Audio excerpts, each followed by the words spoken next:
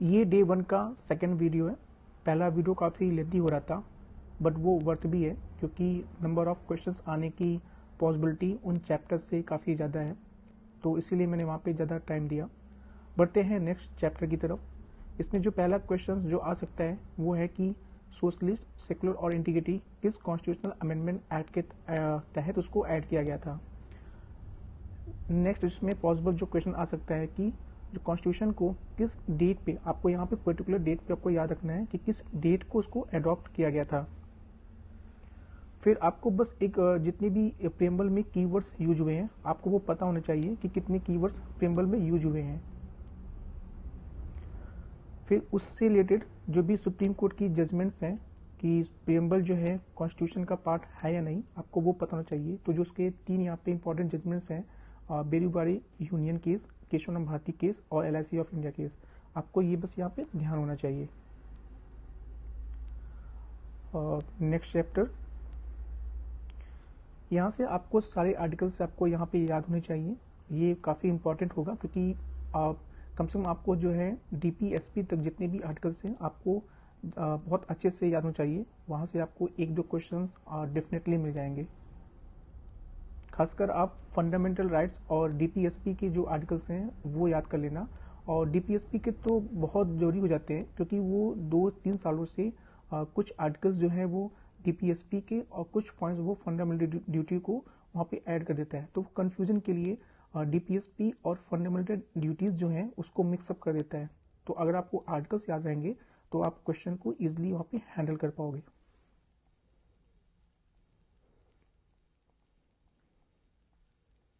इसमें जैसे कि आर्टिकल 3 है तो उसके अंदर जो है इसमें जो 5 इसमें पॉइंट्स दिया हुआ है, आपको ये पॉइंट्स याद होना चाहिए क्योंकि इसमें जो है कभी कभी वो फंसाने के लिए 1-2 पॉइंट मिस कर देगा, तो आपको वो उस पॉइंट्स को आइडेंटिफाई करना है।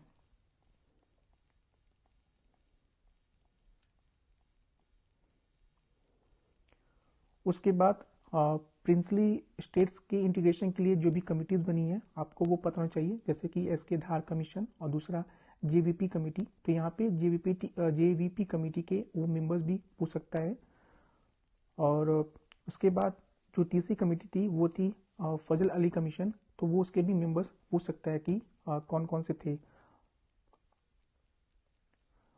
उसके बाद आपको बेसिक चीज़ एक और याद रखना है कि किस स्टेट का फॉर्मेशन, उसका जो है उसका रीऑर्गेनाइजेशन किस ईयर में हुआ था। आपको एक क्रोनोलॉजिकल वे में आपको ये पता होना चाहिए। आपको उसमें सिर्फ जो है स्टेट जो है वो पता होना चाहिए और किस ईयर में हुआ था। अब अमेंडमेंट आपको नहीं भी याद होता है तो अमेंडमेंट आने की पॉसिबिलिटी बहुत कम है, बट आपको इनका क्रोनोलॉजी पता होना चाहिए कि किस स्टेट को किस पर्टिकुलर ईयर में उसको रीऑर्गेनाइज किया गया था।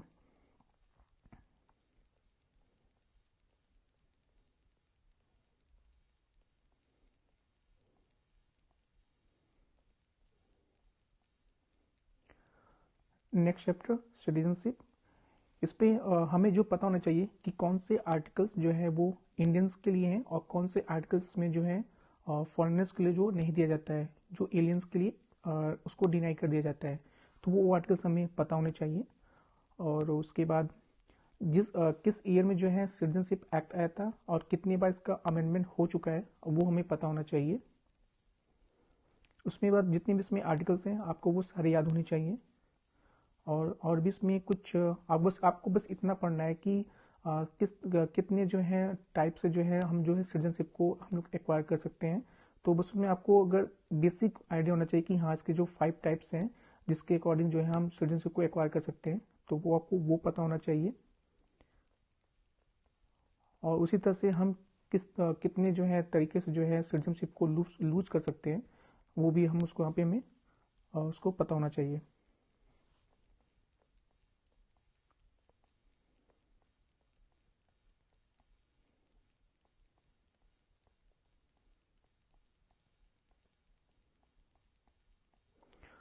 नेक्स्ट यहाँ के जो इसके बाद फंडामेंटल राइट्स और DPSP, यहाँ के आर्टिकल्स आपको ज़रूर पता होने चाहिए। और साथ में आपको किस पार्ट में आता है ये भी ज़रूर पता होना चाहिए। जो भी यहाँ पे इंपॉर्टेंट अमेंडमेंट हुई हैं जैसे कि 44 अमेंडमेंट एक्ट के थ्रू आर्टिकल 300A को फंडामेंटल राइट से हटा के इसको जो है एज ए लीगल राइट उसको बना दिया गया, तो आपको ये भी पता होना चाहिए।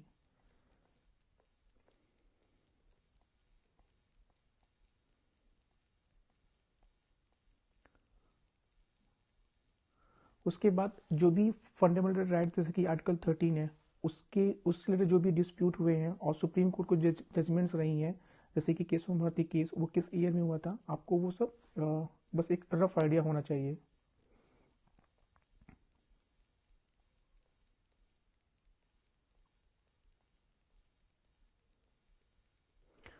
कुछ बेसिक चीज़ें जैसे कि इक्वलिटी बिफोर लॉ या फिर इक्वल प्रोटेक्शन ऑफ लॉ, ये किस कंट्री से लिया गया है, आपको बस ये पता होना चाहिए। आपको डिटेल में नॉलेज ना हो तो भी चल जाएगा, बट आपको बस इतना पता होना चाहिए कि कौन सा जो ये इक्वलिटी बिफोर लॉ है ये कहाँ से, किस कंट्री से लिया गया है, किस कंट्री का ओरिजिन से लिया गया है, तो ये आपको पता होना चाहिए। रूल ऑफ लॉ का कंसेप्ट किसने दिया था, आपके इसके जो है इसके जो एलिमेंट्स हैं वो आपको ना भी याद हो तो कम से कम आपको जो है रूल ऑफ लॉ किसने दिया था आपको वो पता होना चाहिए।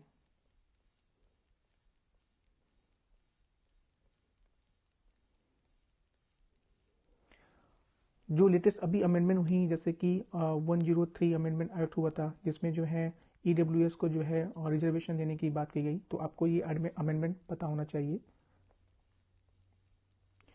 मंडल कमीशन किस ईयर में आया था, आपको ये पता होना चाहिए।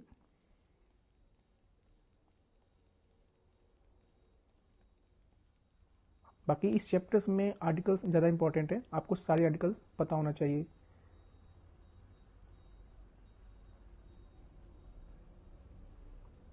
आर्टिकल 20 के जो इसके बेसिक प्रोविजंस हैं कि इसके तीन जो प्रोविजंस हैं आपको बस पता होना चाहिए, उसका मतलब क्या होता है, बस इतना ही। डीप में क्वेश्चंस यहाँ पे बहुत ही रेयरली पूछते हैं, मोस्टली यहाँ पे सुपरफिशियल जो भी फैक्चुअल चीज़ होती हैं वहीं पे आती हैं। तो जैसे कि आर्टिकल 21 है, तो इससे रिलेटेड जो भी सुप्रीम कोर्ट की जजमेंट्स रही हैं, जैसे कि गोपालन केस या फिर मेनका गांधी केस, आपको बस वो आइडिया होना चाहिए कि हाँ ये जो जजमेंट्स हैं ये इस आर्टिकल से रिलेटेड हैं। राइट टू एजुकेशन में किस अमेंडमेंट एक्ट के थ्रू इसको जो है ऐड किया गया था, वो आपको पता होना चाहिए। और फिर ये जैसे कि आरटीई एक्ट किस ईयर में आया था, ये जरूर आपको याद होना चाहिए। फिर कितने टाइप के जो इसमें यहाँ पे मतलब प्रोटेक्शन दिए जाते हैं, तो आपको बस इतना पता चाहिए कि प्यूनिटिव और प्रिवेंटिव। खासकर जो प्रिवेंटिव डिटेंशन होता है उसमें जो एक क्राइटेरिया होती है कि मैक्सिमम जो है आप कितने मंथ तक उनको जो है आप डिटेन कर सकते हो, तो डिटेंशन के लिए है, तो ये आपको यहाँ पे 3 मंथ्स जरूर पता होना चाहिए।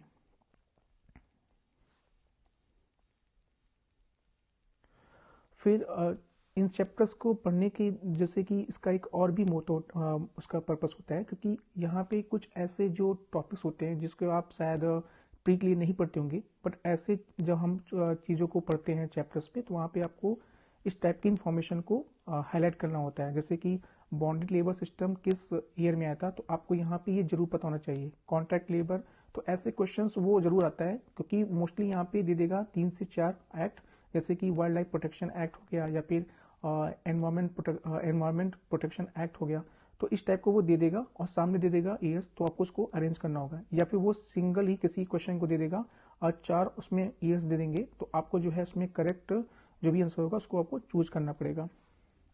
यहाँ पे वो सिंपल सा आपको जो है दे देगा कि कितने एज तक आपको प्रोहिबिट होता है एम्प्लॉयमेंट के लिए चिल्ड्रेन को, तो आपको यहाँ पे एज याद रखना है। Child labour prohibition and regulation act ये किस ईयर में आएगा, तो आपको यहाँ पे 1986 आपको जरूर याद रखना है। तो यहाँ से जो क्वेश्चंस आपको इनडायरेक्टली यहाँ से क्वेश्चंस पूछे जा सकते हैं, ये जबकि पॉलिटी का पार्ट नहीं है, बट यहाँ से आपको क्वेश्चन आप ऐसे क्वेश्चन आएंगे तो आप कर पाओगे।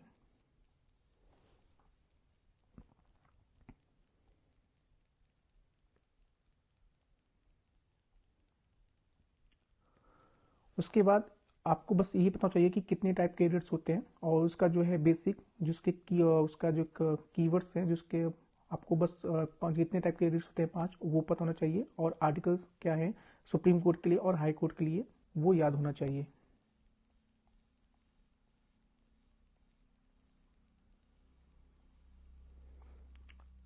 और कुछ बेसिक चीज़ें जैसे कि सुप्रीम कोर्ट का जो रिट जुडिक्शन है वो हाई कोर्ट के रिट जुडिक्शन से नैरो है, तो क्योंकि हाई कोर्ट जो है ऑर्डिनरी लीगल राइट के लिए भी जो है रिट इशू कर सकती है। तो ऐसे सिंपल क्वेश्चन आता है कि क्या हाई कोर्ट भी रिट इशू कर सकता है, बस ऐसे क्वेश्चन वहाँ पे सिंपल पूछे जाते हैं। तो आप अगर ये अगर आप थोड़ा सा चीज़ें पढ़ लोगे, आप डीप में जाकर नहीं भी पढ़ रहे हो, तो आप आराम से क्वेश्चन को कर सकते हो।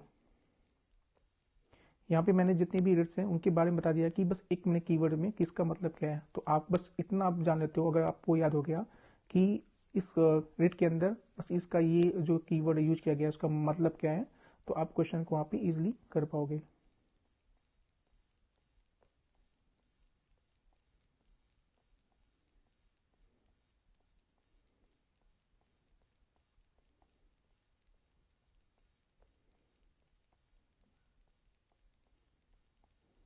तो इस चैप्टर्स में आपको आर्टिकल्स इंपॉर्टेंट है, और जो भी चीज़ें और बेसिक से पूछी जा सकती हैं वो मैंने इस पर बता दिया है। बढ़ते हैं नेक्स्ट चैप्टर की तरफ। डीपीएसपी में अगेन यहाँ पे आर्टिकल सारे इंपॉर्टेंट हैं, और उससे पहले कि जो डायरेक्टिव प्रिंसिपल्स हैं वो किस कंट्री से हमने बोरो किया है वो याद होना चाहिए। और उसमें कभी कभी कोई एक क्वेश्चन आ चुका है कि किसको जो है इंडिया का जो है उसको इंडियन कॉन्स्टिट्यूशन का नॉवल फीचर कहा जाता है और उसको किसने कहा था, तो आपको ये नाम याद होना चाहिए। साथ ही इसको जो है कॉन्साइंस ऑफ द कॉन्स्टिट्यूशन कहा जाता है, तो इसको किसने कहा था आपको वो भी पता होना चाहिए। इसको हम लोग इंस्ट्रूमेंट ऑफ इंस्ट्रक्शन भी बोलते हैं। तो बस आपको ये पता होना चाहिए, ऐसे वो डायरेक्टली क्वेश्चन आ जाएगा कि इंस्ट्रूमेंट ऑफ इंस्ट्रक्शन किसको कहा जाता है। तो सिंपल सा वहाँ पे आपको डायरेक्टिव प्रिंसिपल आपको वहाँ पे टिक करना पड़ेगा। फिर आपको आर्टिकल के साथ साथ जो इसमें दिया हुआ लक्ष्मीकांत में, तो कभी ऐसा तो वैसे क्वेश्चन पूछा नहीं है, मोस्टली वो आर्टिकल्स पूछता है, बट अगर आपको वहाँ पे जिस तरह से इसमें दिया हुआ है आप अगर आप याद कर लेते हो तो आपको ईजी होगा क्वेश्चन को और सही करने में।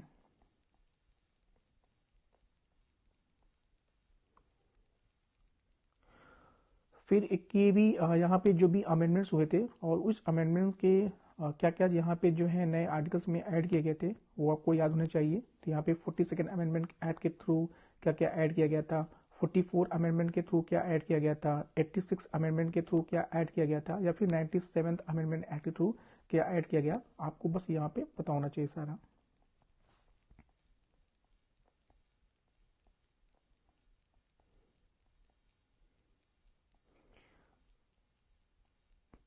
उसके बाद जो भी कॉन्फ्लिक्ट रहे हैं फंडामेंटल राइट्स और डायरेक्टिव प्रिंसिपल के बीच में, तो उससे रिलेटेड जो भी सुप्रीम कोर्ट की जजमेंट है तो आपको पता होना चाहिए। आपके उसके बेसिक इसका डिटेल नहीं पता है तो भी चल जाएगा, वो सिंपल सा पूछेगा कि कौन सा ये जजमेंट जो है किस लिए था या फिर किससे रिलेटेड है। तो आपको आपको यहाँ पे 4 नाम पता होना चाहिए: Champakam Dorairajan case, Golaknath case, Keshavram Bharati case, और लास्ट में आएगा मिनरवा मिल्स केस। तो आपको ये चारों जजमेंट यहाँ पे पता होना चाहिए।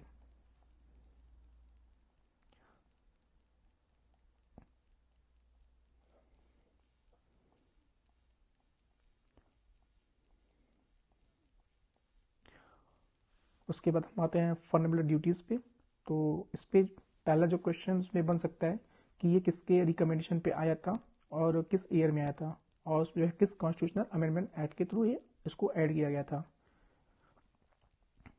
उसके बाद आपको ये सारी लिस्ट पता होनी चाहिए, क्योंकि 2 3 सालों से वो क्या कर रहा है कि फंडामेंटल ड्यूटीज़ को जो है डायरेक्टिव प्रिंसिपल से मिक्सअप कर देता है, तो उससे कन्फ्यूजन होती है।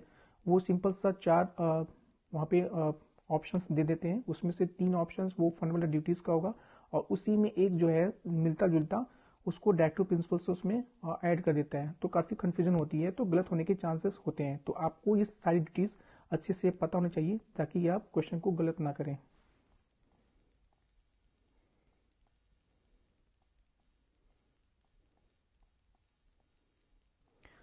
फिर ये पूछ सकता है कि वर्मा कमेटी किससे रिलेटेड है, तो ये क्वेश्चन यहाँ से हो जाएगा। ये मैंने हाईलाइट किया है, आपको ये जितने भी यहाँ पे मिल दिख रहे हैं एक्ट, उसके आपको ईयर्स पता होना चाहिए, क्योंकि यहाँ से इनडायरेक्टली क्वेश्चन पूछे जा सकते हैं। और क्योंकि यूपी में भी हर साल ऐसे कुछ वो सिंपल सा एक्ट देता है, और उनका जो है किस ईयर में वो इनेक्ट किया गया था वो सिंपल सा उसका ईयर पूछ लेता है, तो आपको इन सबका ईयर पता होना चाहिए।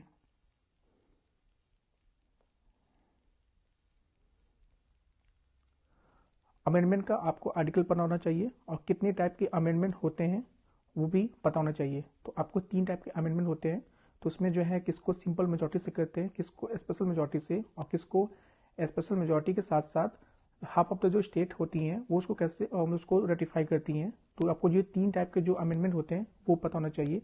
आपको उसमें सिंपल मेजॉरिटी नहीं भी याद है तो जो कि स्पेशल मेजॉरिटी में बहुत ही कम उसमें जो है प्रोविजंस हैं, आप उसको याद कर लो। और साथ ही साथ जो कंसेंट ऑफ स्टेट जिसमें रिक्वायरमेंट होती हैं उसके भी प्रोविजंस बहुत कम है। तो आप इन दोनों को याद कर लो, बाकी जो बचेगा वो सिंपल मेजॉरिटी में आएगा, तो आपके लिए काफ़ी ईजी पड़ जाएगा।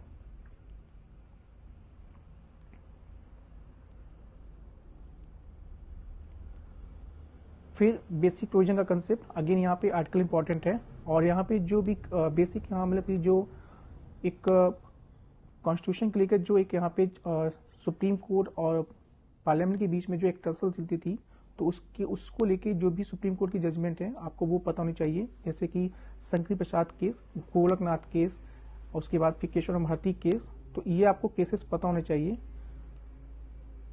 क्योंकि ये कभी आप किस ईयर में आए थे आपको ये 4 केसेस दे देगा, उसको अरेंज करने को बोल सकता है। तो आपको ये जो है क्रोनोलॉजिकल वे में पता होना चाहिए।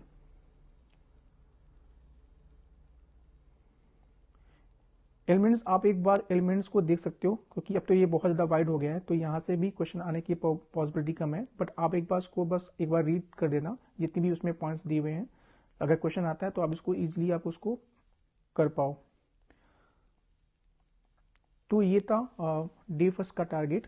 थोड़ा सा वीडियो लंबा हो गया, पर क्योंकि ये काफ़ी वर्थ है, क्योंकि यहाँ से जो पहला पार्ट था यहाँ से क्वेश्चंस ज़्यादा आते हैं, आगे से जो क्वेश्चंस की जो नंबर ऑफ क्वेश्चंस होंगे वो कम हो जाएंगे, तो आगे की वीडियो इतनी लंबी नहीं होगी।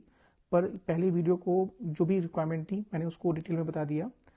आप बेफिक्र होकर आप मैंने जितना बताया है उन्हीं चीज़ों को फोकस कीजिए। जो टॉपिक मैंने नहीं बताए वो वहाँ से क्वेश्चंस बहुत ही रेयर बनते हैं, अब बनते भी नहीं है क्योंकि वो मेंस के टॉपिक हैं। जितनी भी चीज़ें इंफॉर्मेशन फैक्चुअल नॉलेज जहाँ से क्वेश्चन बनते हैं मैंने बता दिया है।